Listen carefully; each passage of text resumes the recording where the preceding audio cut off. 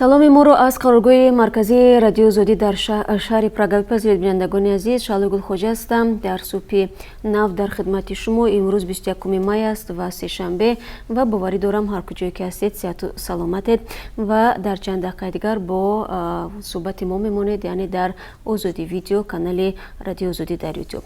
Хуб, шурӯъ мекунем аз боду ҳаво ва баъдан нигоҳе меандозем ба хабарҳое ки дар дастам ҳаст. Имрӯз интизор меравад ки дар Прага борони кӯтоҳмуддат борида гармӣ то 19 дараҷа бирасад. Дар Москав ҳавои абрӣ пешбинӣ шудааст. Ҳарорат рӯзона ба 24 дараҷа баробар хоҳад шуд.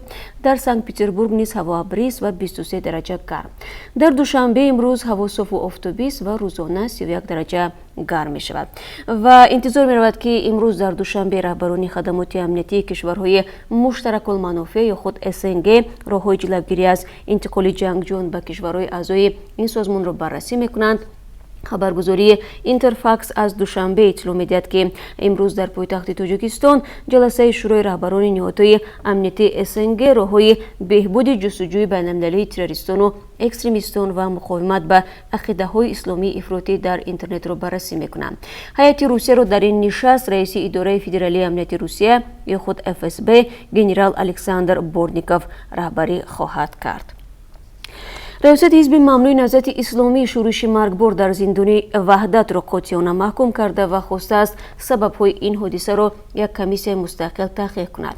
дар баёнияи расмӣ аз рӯзи 20 май ки ҳизб ба расонаҳо фиристод, аъзои раёсат ҳукумати Тоҷикистонро масъули ошӯб ва онро натиҷаи сиёсатҳои нодурусти раҳбарияти кишвар номидааст. ҳизби наҳзат мақомоти Тоҷикистонро ба доман задани ихтилофоти мазҳабиву сиёсӣ ва ба якдигар душман кардани қишрҳои гуногуни ҷомеа номида ва гуфтааст чунин амал кард ба ғайр аз ин гуна натиҷаҳо чизи дигар нахоҳад дошт. мақомоти Тоҷикистон гуфтанд ки 5 узви Доиш ошӯбро барангехтанд ва 3 позбони зиндону чанд зиндонӣ аз ҷумла аъзои ҳизби наҳзатро куштанд. ба гуфтаи мақомот дар ҳодиса дар умум 32 нафар ба ҳалокат расиданд. мақомоти Тоҷикистон рӯзи 20 май гуфтанд дар миёни ин кушташудаҳо дар ошӯб Саттор Каримов узви раёсати ҳинит, Саид Қиёмиддин Ғозӣ собиқ узви раёсати ҳинит ҳастанд. ҳар ду нафар бо гуноҳи терроризм ва ё хиёнат ба ватан ба солҳои тӯлонии зиндон маҳкум шуданд, вале ин иттиҳомотро беасос ва дорои ангезаҳои сиёсӣ меноманд. дар баёнияи ҳизб омадааст ки барои равшан кардани ҳодиса ҳинит талаб мекунад ки гурӯҳи таҳқиқотии мустақил бо ширкати созмонҳои байналмилалӣ аз ҷумла Салиби Сурх ва хабарнигорони мустақил ташкил карда шавад то ҷузъиёти ин ҳодиса дақиқ баррасӣ ва ба мардум расонида шавад. рӯзи гузашта теъдоде аз кушташудагон дар ошӯби маҳбаси Ваҳдатро ба хок супориданд. дар ин бора шумо метавонед бинандагони азиз гузоришҳоро дар Озодӣ видео пайдо кунед ки канали мо дар YouTube аст ва ин гуна дар барномаи хабарӣ низ роҷеъ ба ошӯби зиндон дар Ваҳдат мо як гузориши муфассале дорем ки метавонед онро бубинед. зимнан вазорати умури дохилии Тоҷикистон рӯзи 20 май рӯйхати зиндониёнро ки дар ошӯб дар зиндони Ваҳдат кушта шуданд нашр кард. бар асоси ин феҳраст дар ин ошӯб 18 нафар ки бо гуноҳи узвият дар гурӯҳи ба ном Давлати Исломӣ зиндонӣ шуданд ба ҳалокат расиданд. 3 нафаре ки дар ин ҳодиса ба ҳалокат расиданд узви ҳизби мамнӯи наҳзати исломӣ буданд ва бо гуноҳҳои терроризм ба зиндон маҳкум шуданд. дар феҳраст ҳамчунин номи 3 нафаре ҳаст ки ба гуфтаи мақомоти интизомӣ узви гурӯҳи Ансоруллоҳ, як созмони ифротгарои мамнӯъ дар Тоҷикистон ҳастанд. 3 кушташудаи дигар бо гуноҳи узвият дар ҳаракати Исломии Туркистон дар зиндони Ваҳдат нигаҳдорӣ мешуданд. 2 нафар барои дуздӣ ва қочоқи маводи мухаддир дар ин зиндон ҳукуматдор мекарданд. мақомот мегӯянд дар бетартибӣ дар маҳбаси Кирпични воқеъ дар шаҳри Ваҳдат 29 маҳбус кушта шудааст. ҳамчунин дар ин ҳодиса 3 корманди маҳбас ҷони худро аз даст доданд. рӯзи 20 май президенти Тоҷикистон бо вазири корҳои хориҷии Чин мулоқот намудааст. ба навиштаи дафтари матбуоти раёсати ҷумҳурӣ дар ин дидор Эмомалӣ Раҳмон бо ванъи ҳамкориҳои дуҷониба ва бисёрҷонибаи ду кишварро матраҳ намуданд. вазъи феълӣ ва дурнамои муносибатҳо дар бахшҳои сиёсат, иқтисодиёт, тиҷорат, энергетика, роҳу нақлиёт, кишоварзӣ, саноат, маориф, фарҳанг ва илму технология аз мавзӯи суҳбати дутараф будааст. ҳамчунин ба навиштаи хадамоти матбуотӣ дар ҷараёни мулоқот ба тақвияти ҳамкориҳои байнидавлатӣ дар доираи ташаббуси як камарбанд як роҳ ва афзун намудани ҳаҷми сармоягузориҳои Чин ба иқтисодиёти Тоҷикистон таъкид карда шуд. سازمان ملل متحد از لحن شدید پیام‌های آمریکا و ایران نگران بوده جانب‌ها را به آرامی دعوت کرده است. در اوج تشنج میان واشنگتن و تهران روز 20 می پرزیدنت آمریکا دونالد ترامپ در شبکه توییتر نوشت اگر ایران می‌خواهد جنگ کند این رسما ختم ایران خواهد بود. وزیر کار خارجه ایران محمد جواد ظریف پیام ترامپ را از اعتبار ساخت دانسته به پرزیدنت مشورت داده است که به تهران تهدید نکند. سازمان ملل متحد همچنان از پرتاب موشک به منطقه سبز بغداد که در 500 متری سفارت آمریکا به زمین برخورده است نگران میباشد. سازمان ملل متحد جانب‌ها را به آرامی دعوت نموده است. و خبر دیگر از سازمان ملل متحد این است که دیروز شورای امنیت سازمان درخواست روسیه را که طلب داشت قانون نوی زبان در اوکراین را بررسی کند نپذیرفت. از میان 15 کشور عضو شورای امنیت همگی 4 دولت پیشنهاد روسیه را دستگیری نمودند و خلاص. پیشنهاد روسیه زمانی مطرح شد که در کیف پرزیدنت نوی اوکراین ولادیمیر زلنسکی سوگند ریاست جمهوری یاد کرد. جوناتان کوهن اجرا کننده وظیفه سفیر آمریکا در سازمان ملل متحد گفت پیشنهاد مسکو یک کوشش واضح ورودی خلال به انتقال آسایشته و دموکراتیک قدرت در اوکراین می باشد که امروز ما شاهد آن هستیم.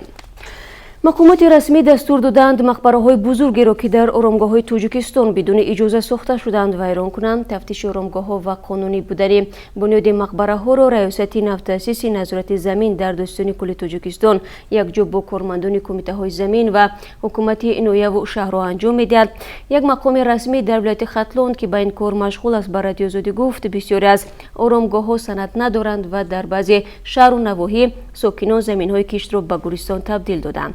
در بعضی جایها به قول او ساکنان از زمین قبرستان را اشغال کرده خانه ساختند. و روز 19 می گفت ضمن تفتیش معلوم شد که هیچ یک از مقبره ها در ولایت سند رسمی ندارند. بر اساس قرار حکومت درباره ترتیب نگهداری و استفاده قبرستان ها فقط مقبره های باید حفظ شوند که اهمیت تاریخی دارند. دیگر مقبره هایی که جای زیاد را در گورستان اشغال کردند و اگر صاحبانشان اهمیت تاریخی داشتن آنها را اثبات نکنند بر اساس قانون ویران کرده می شوند. مقبره هایی که خرد هستند و جای زیادی را نگرفتند شاید باقی مانند گفت وی. پس از جنگ شهروندی در تاجیکستان افرادی دارو بالای قبر پدر و مادران خود مقبرهای بزرگی ساختند که به گفته مقامات سند رسمی ندارند و به طلبات معماری جوابگو نیستند. حالا در تاجیکستان ساختن مقبره در بالای گور را منع کردند. معمولا در 100 سالهای گذشته مقبره بالای گوری روحانیون شناخته بنیاد میشد که حکومت حالا آنها را میراث تاریخ فرهنگی اعتراف میکند. چنین مقبره ها که تاریخ 100 ساله بیشتر دارند در بسیاری شهرها نواحی دیده می شوند و مکان زیارت مردمی اعتقادمند هستند. اما زمان جنگ شهروندی ساختن مقبره های شبیه به مقبره های قدیم بالای آرامگاه والدین افراد ثروتمند مد شده است. باید گفت سال 2017 قرار حکومت تاجیکستان درباره ترتیب نگهداری و استفاده قبرستان ها تصویب شد که بر اساس آن قبرستان ها و شیوه دفن تنظیم می شود. موافق این قرار اندازه یک قبر نباید از 2 متر درازی و 1.5 متر پهنا بیشتر باشد. سنگ خاطروی بالای گورها نیز نباید از 1.5 متر بلند باشد. در تاجیکستان در یک سال آخر شماره مکتب‌هایی که تحصیل در آنها به زبان روسی است عدد بیشتر شده است. وزارت مالی و علم تاجیکستان این افزایش را به زیاد شدن نیاز طالب علمان و والدین آنها بستگی می‌دهند.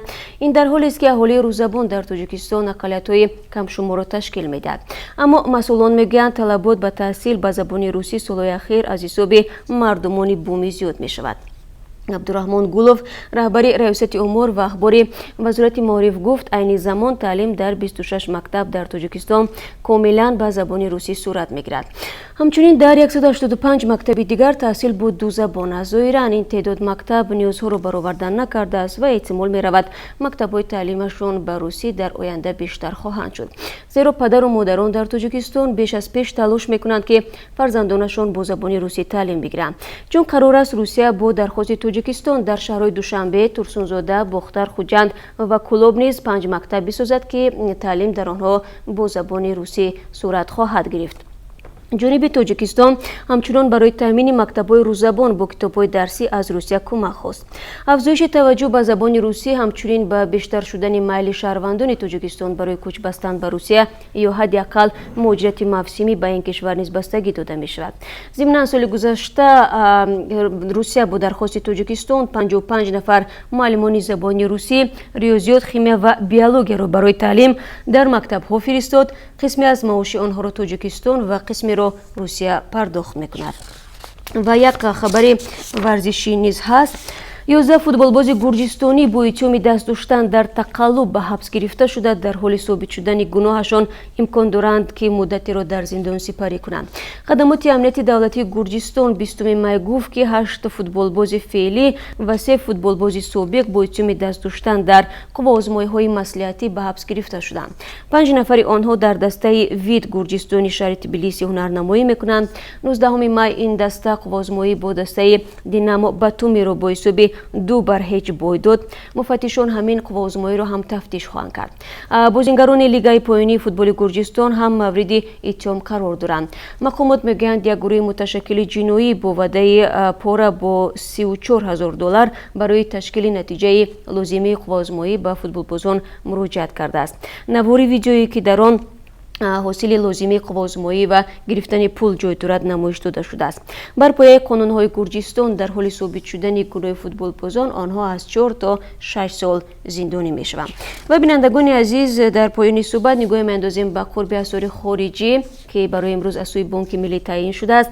$1 9 сомониву 43 дирам, €1 10 сомониву 53 дирам ва 1000 рубли русӣ 146 сомониву 30 дирам мебошад, яъне нисбат ба рӯзи гузашта 30 дирам бештар аст. бо ташаккур аз якояки шумо барои ҳамроҳӣ ва умедворем ки дар пахшҳои баъдии мустақим низ моро тамошо хоҳед кард ва бояд хотиррасон кунам ки ҳамкорони мо талош доранд тафсилоти ошӯб дар зиндони ваҳдатро бозам пайгирӣ кунанд ва бо хонаводаҳое ки фарзандонаш ва наздиконашонро дар ин ошӯб аз даст доданд суҳбат низ анҷом хоҳанд дод. ба ҳар сурат онҳо талоши худро мекунанд ва мо фикр мекунем ки то барномаи хабарӣ боз гузорише дар ин замина хоҳем дошт ва шумо метавонед ин гузоришҳоро тамошо кунед ва бо умеди ҳамкорӣ бештар бо якояки шумо бароятон рӯзи хуб мехоҳем ва шуморо дар соати 10 бо вақти Прага дар пахши мустақими тақдими Сархато ва ҳамин гуна барномаи хабарӣ мунтазир мешавем.